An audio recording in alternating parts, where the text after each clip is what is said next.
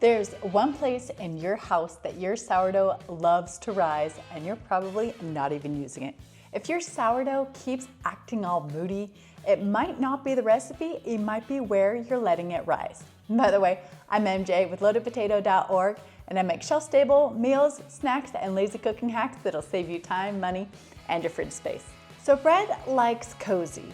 Not too hot, not too cold, just right. My dough does best around 72 to 78 degrees, away from drafts, away from wild temperature swings. Think quiet, warm, and boring. That's what bread loves. Let's walk around the house and find the good spots and the bad ones. First stop, the kitchen counter.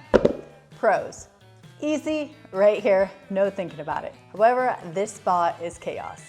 Oven heat, cold air, people walking by, slamming around. If your house is warm and calm, fine. If not, your dough probably might not do the best right here on the counter. Next up, the oven.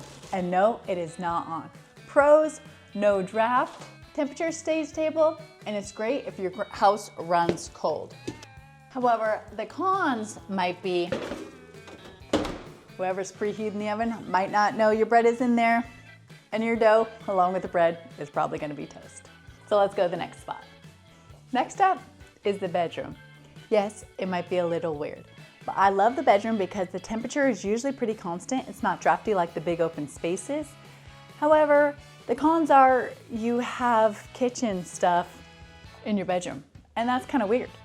So, bedroom is a good choice if you like it in here, and it's not drafty. It's a solid place to let your bread rise. Now let's head to my favorite spot of all. Come on, let's go.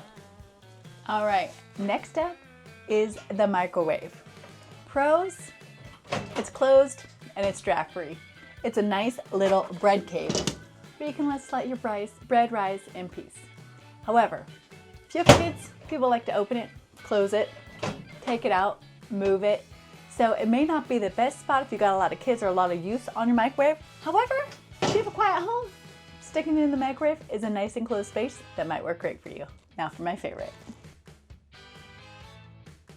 Now this one surprises a lot of people, the top of the fridge. If you live somewhere cold, this spot is gold. Fridges give off a lot of heat. Stick your hand up there, you can feel a lot of heat actually coming off, which is great if your house is a little chilly. However, a lot of stuff gets thrown on top of the fridge, so you might forget that it's up there and forget about your bread. However, I don't use on top of my fridge. Obviously, I can't use on top of my fridge. But when my friends ask why their bread isn't rising properly, I always suggest that they let it rise on top of the fridge. I keep my house way too warm. I keep my house about 74 to 76 degrees, so my bread just thrives and rises perfectly wherever I put it. However, your house is a little cooler, even 72, 70, 68, you're gonna wanna find a warmer spot. And the top of the fridge is his best spot for that. All right, so if your dough isn't rising, don't blame yourself. Move it, warm it up, and let it chill in peace. Bread wants 72 to 78 degrees. No drama, no drafts.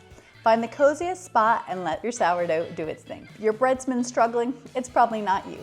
It just needed a better spot. Once you've got that down, grab my 10-minute easy sourdough bread recipe. No stress, no kneading, easy peasy. And follow me, like and subscribe, and check out loadedpotato.org for shelf-stable meals, snacks, and lazy cooking hacks that'll save you time, money, and your fridge space. Till next time.